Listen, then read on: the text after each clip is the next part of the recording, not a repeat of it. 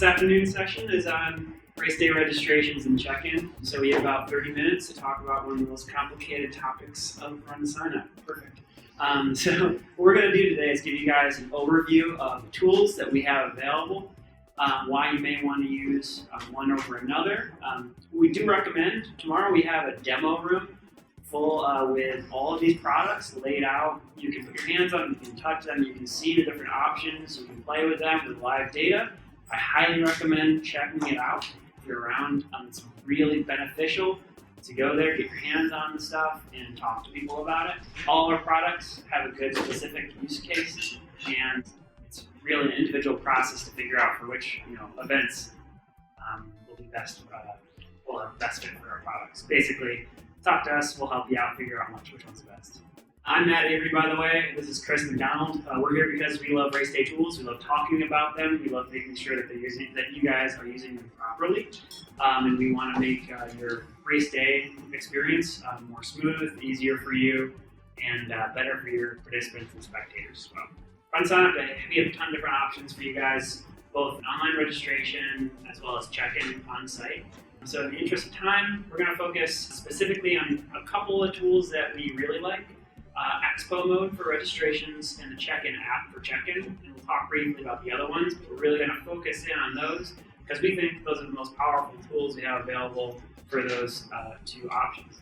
We're going to talk very briefly about bid assignment, but most of that's going to be saved for the next discussion we have here.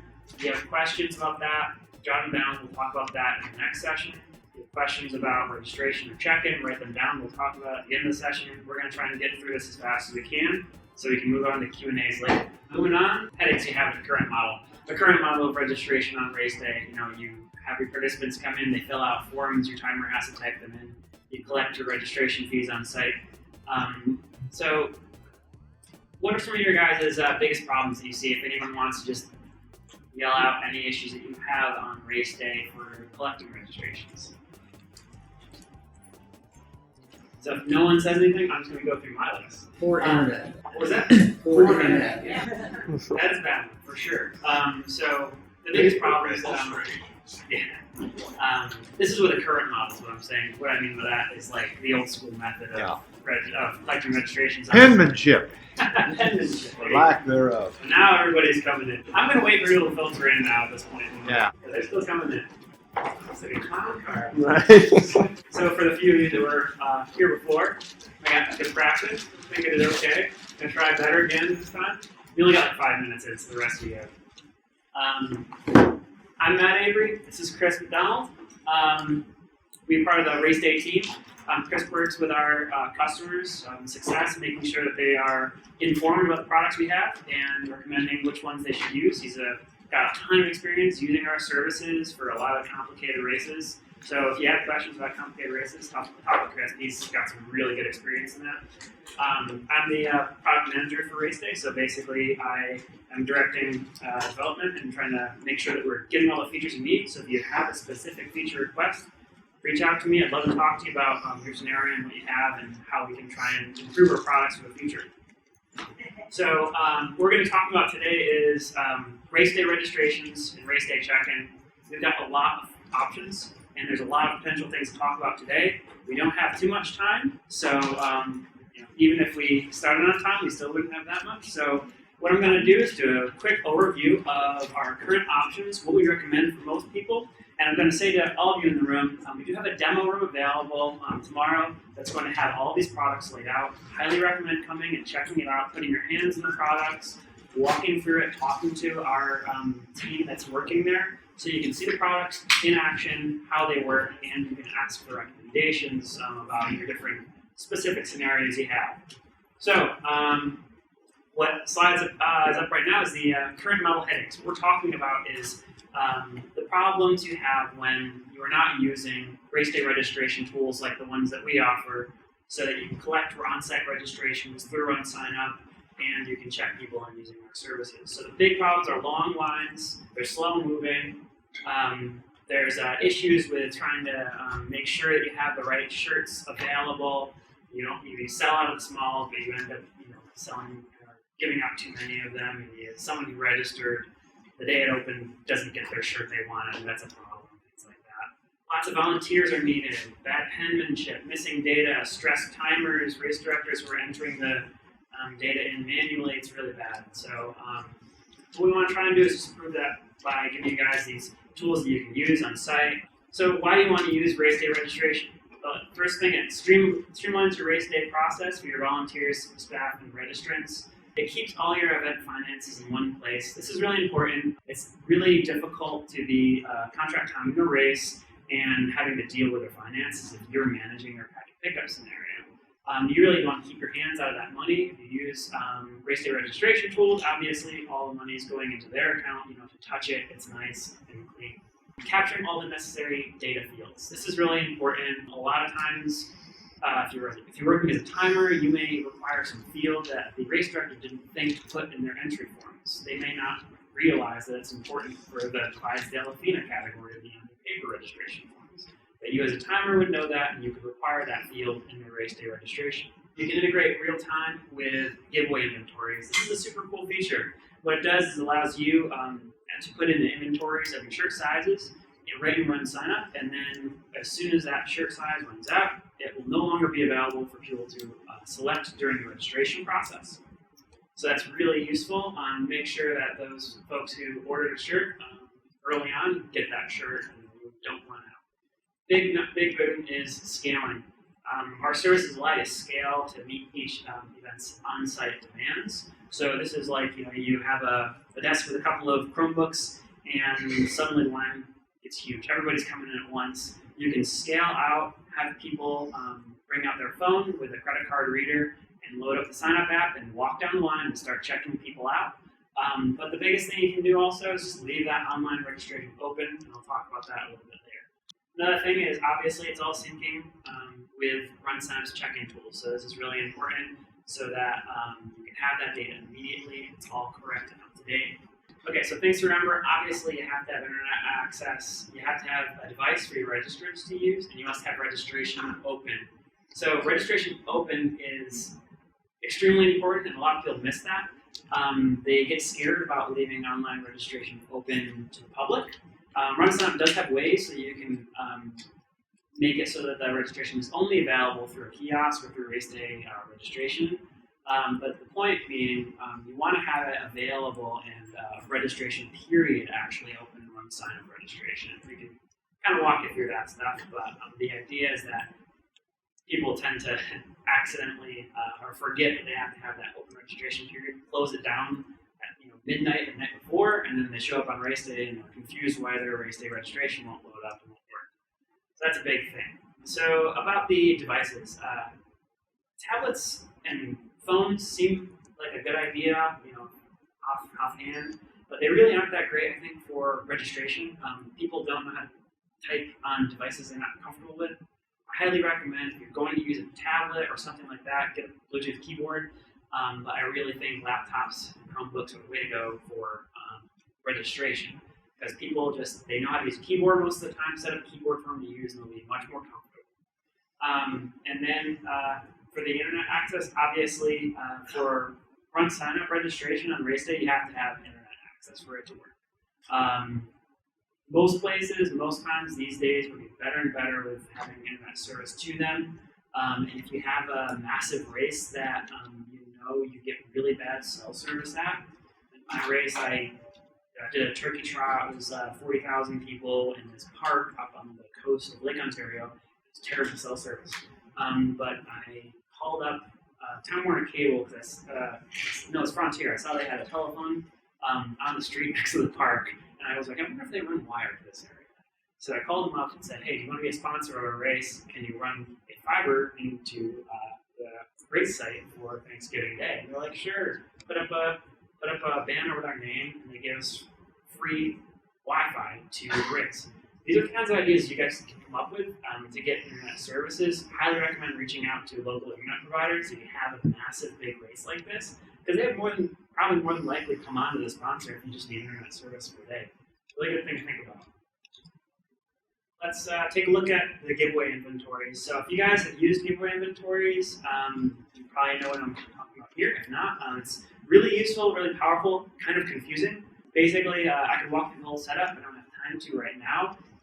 essentially what you're doing is you're saying for each event, for each size, how many do I have available?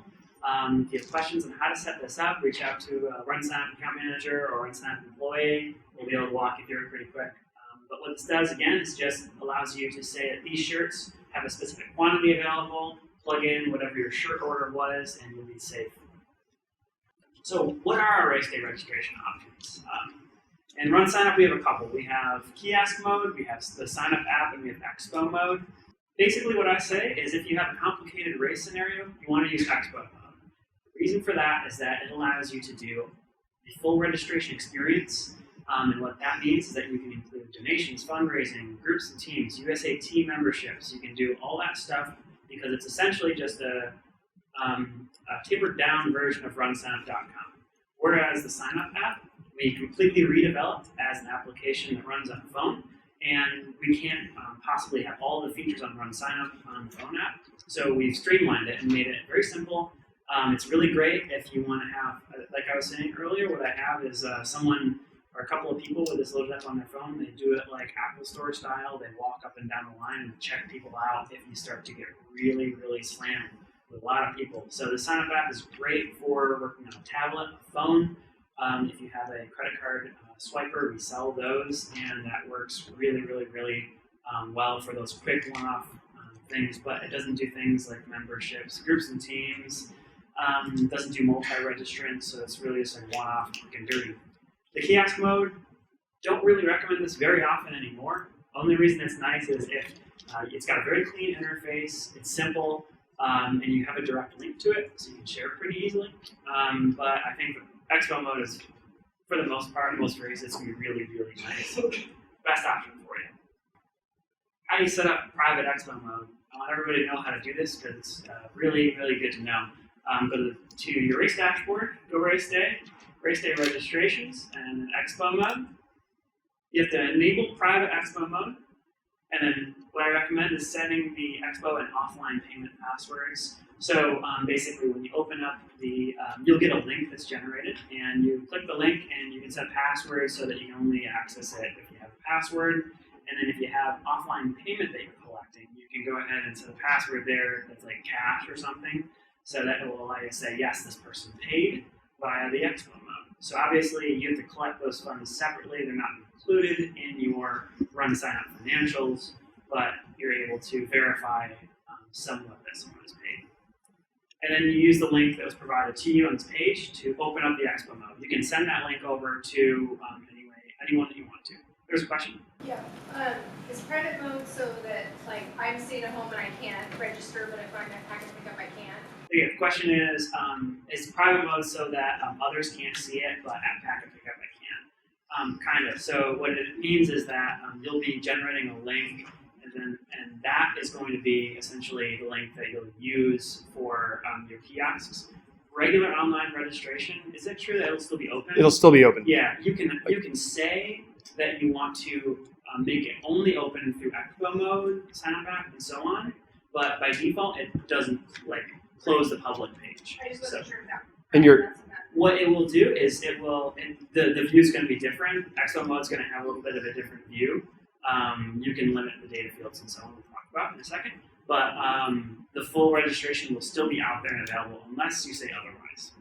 And this is your link right here. So it sits right there, and this button, that button right there underneath is where you would turn it off so you can't register at home. You have to be at a kiosk.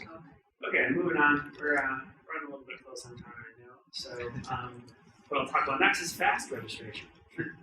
So fast registration is great, especially in combination with Expo mode.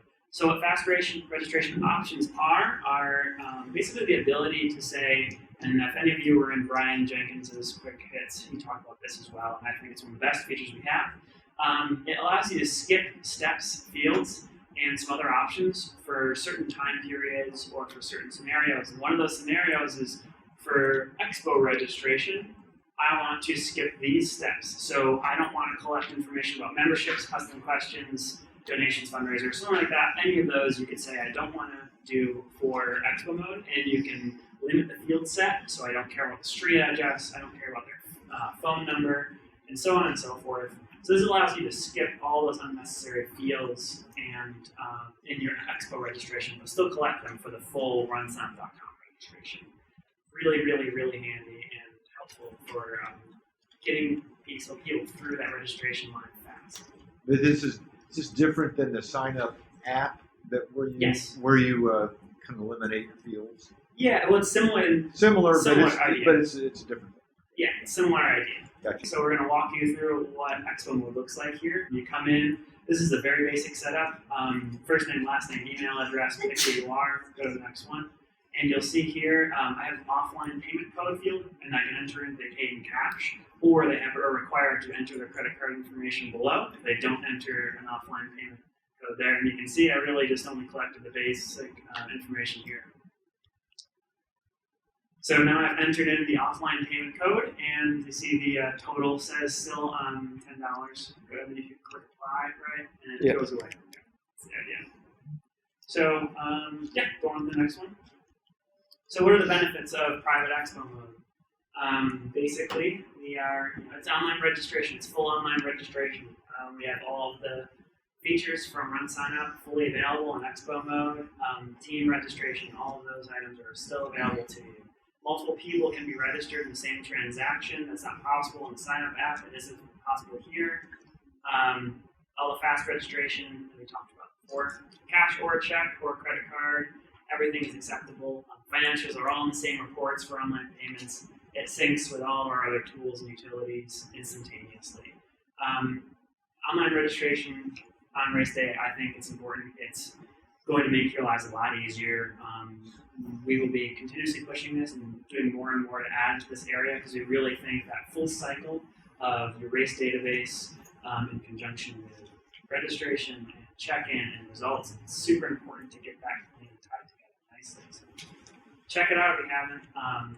We're going to move right in now to race day check-in. So we're going to have Chris come up and we're probably going to go over on time. But, can I ask you a question real quick? If they use the Expo mode and they use it like a cash-only thing, because the sign-up app has the cash-only option. Yeah.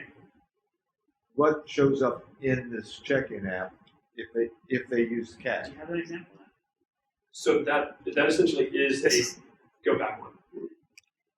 Sorry. Right there. So this is an offline pay. This is the cash password right here. He's saying Right, the but I check-in mean, app. once they come to check in, will it say that they owe money? Yes. Yeah. It does. In the check-in app, it shows. It will say that they owe money? So no, if you put in an offline payment, it's going to say that you collected it. Yeah. If you put the offline payment code here, yes. That was my question. So if you got a bank of computers or something where people are signing up. So you put the bank by the sign-up computers. You collect the money, and the person collecting the money enters the password. So that's how you verify that they have paid. It's here, not check-in. So all right. Yeah, I would do it here because you don't want the participants entering that they paid. No. And I thought maybe it would when they came to check in, then you would look it up and it would say they owed money. No, we assume that the money is collected when the code is entered. Yeah. So, in my opinion, check-in app is like hands down the coolest feature, and this is not just because I'm giving the talk. Like, I think it is the coolest feature that RunSignup has. It's one of the most streamlined things that we provide, and it's way more powerful than a lot of people understand. It syncs with your database. It both pushes and pulls information. And going back to what Matt said at the very, very beginning, in the demo room tomorrow, we're going to allow you to register yourself for a fake event and then check yourself in. So if you've never used this check-in app, you can change things all kinds of, you'll see how simple it is. And it's not just simple for you as the race director or timer, it's simple for a volunteer. So there's two main options, and like Matt said, we have a limited amount of time. So there's web check-in and there's the check-in app. I will briefly go over web check-in, but I'm going to focus on the check-in app. So the mobile check-in app is iOS or Android, and you can get it through the Google Play Store. You do have to have a newer Chromebook to do that, and I'll be honest, all of my Chromebooks that I personally purchase are refurbs off of Amazon, which, assuming most of you guys are probably doing something very, very similar. So they probably don't have the Play Store. So just be wary that, like, if you are getting an older Chromebook, you're not going to be able to use the app version. You're going to use the web check-in version on those Chromebooks. And with web check-in, it's web-based, and you can use barcode scanner with those plugged in. The barcode scanner does work, and it's a great way to use those like reverse Chromebooks for check-in. So setting it up, super easy. It uses 3G, so you don't, if you're using like an iPhone or an Android, you don't have to have Wi-Fi. You can use 3G. It can scale across multiple devices. And the biggest question I get on the regular is, I'm searching in the app, my event is not there. So step one, enable the app within RunSignup. A lot of people get confused that this enabling of the app has to happen when packet pickup begins and ends. I'll be honest, on average for an event, I would say if your event's in September and you want to play with it, enable it today. There's not, like, unless somebody has your password, you would have to give them that, but there's no way that somebody else is going to get into your event to start checking people in, right? So if you want to play with it, it's fine. So enable it today, you can play with the settings and whatnot. And then once you enable it, you can shut it down the day after your event is fine. Then you go into the check-in app itself. You search for your event, you can click on the event name, and then you update your settings. So a lot of people have used the check-in app, they haven't messed with the settings. Again, tomorrow, we'll let you go in and play with the settings and like completely foul things up, and it's fine. And when I say that, I mean, you're not gonna mess, like, by messing with the settings, you're really just changing the view of your data within the app itself. So by going into settings, you can turn on and off. So here is, if you click once you get in, there's a little hamburger up here at the top. You click it, you have settings here at the top, and it brings you into whatever presets that you want to set for your app. And then you go into checking in. You have a lot of different features here. You can use your camera for scanning people in. And these are, I'm not going to go through all of these. These are going to be available for you after the fact. But some of the differences in between like individual and relay, these are just preferences that I use, because if you're a run score timer, you want a single bib number for your relay. If you're a race director timer, you can use group bibs. And so for a tri-relay, you can have 3 people with bib number 301. So showing different fields for different groups. You can require bibs for the 5K and skip bibs for the kids fun run, because you're not assigning bibs and you don't want to have a volunteer just clicking something through. And you can also set things to be able to change. And you can have multiple different presets so that like your volunteers have very limited ability. They can just check people in and that's it. Whereas your staff at the help desk can change the event or change t-shirt or change the age, sex, name. So I realize it's hard to see or impossible to see, so there you go. All that, and I'll just walk through. Basically, there's different fields. Once you open these up into settings, all this shows there's 2 different events here. One's individual, one's a relay, and it really is just an expansion of what I just talked about in terms of different presets for different events. This one is called relay, that was called individual. We required the bib number for the individual and skipped it for the relay, and did the opposite down here. So again, in the interest of time, with different presets, again, on demo day tomorrow, or after these 2 presentations, I'll gladly open up one of my events and we can mess with data. Like it's super simple to do.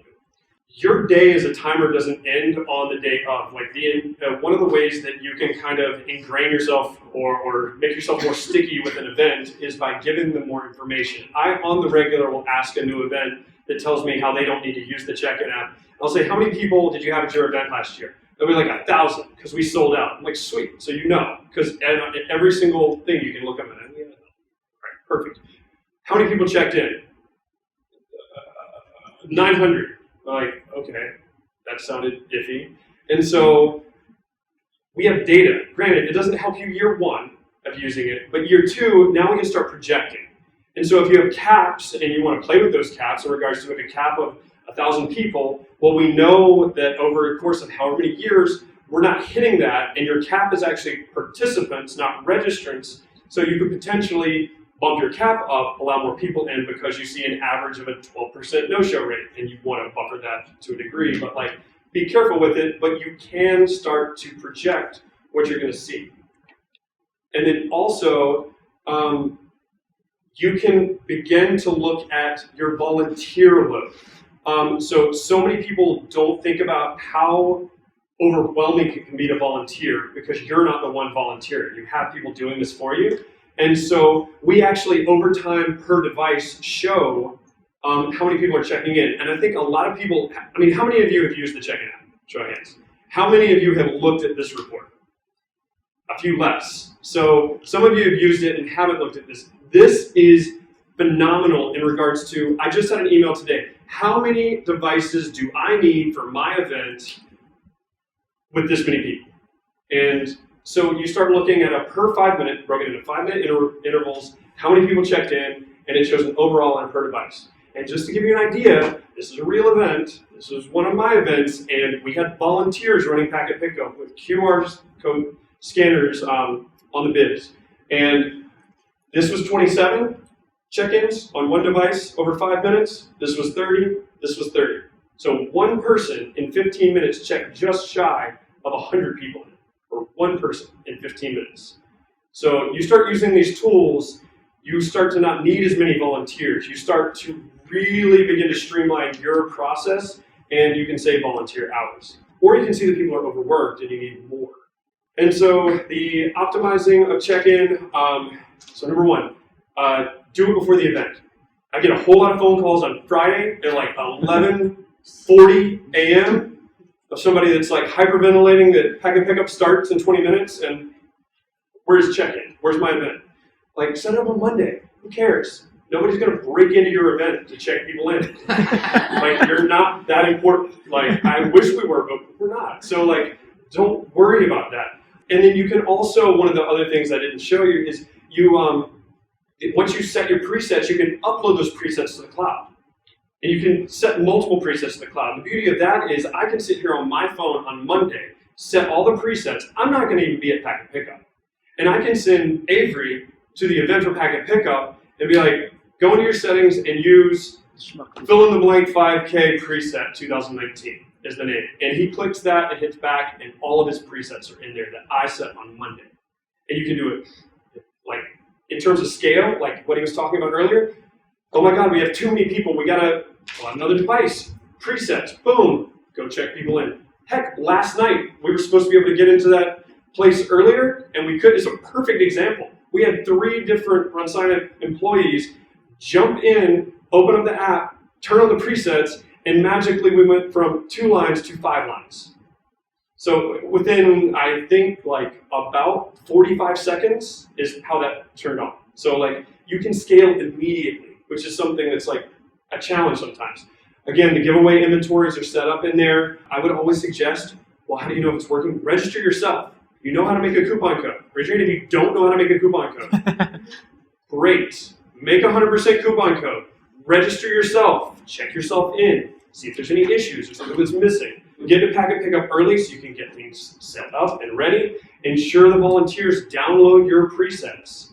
The other thing, I mean, if you're a race director and you're not at packet pickup, you can sit there, for those of you that are like setting up transition or something like that, you can pull up the app and hit the how many people have checked in on your phone while you're slinging bike racks and see we've got 150 people already checked in.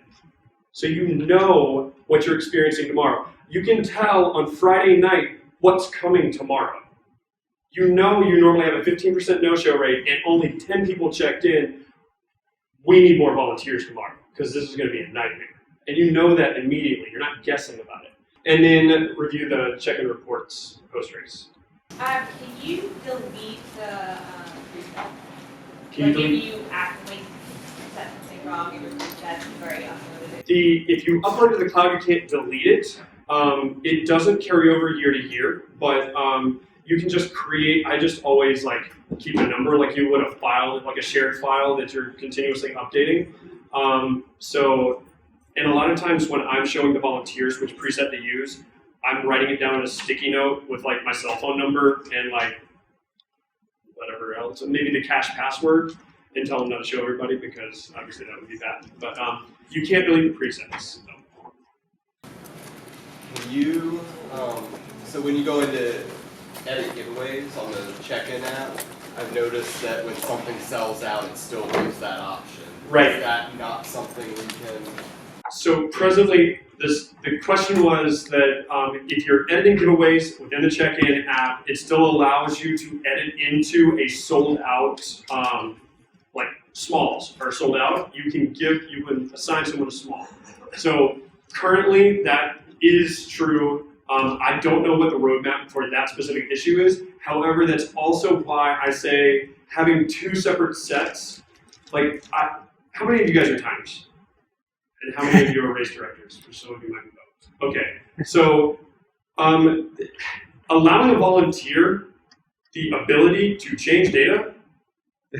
Raise your hand if you're super cool with that. And that's so cool. Exactly. So like, but raise your hand if you're cool with the staffer who's pretty good doing it. Like, and some of you are still like, I don't trust them that much, but still like, on the staffing side, you would be more inclined to be okay with them doing it. And so that's why I say two different sets: a volunteer set and a presets and a staffer set.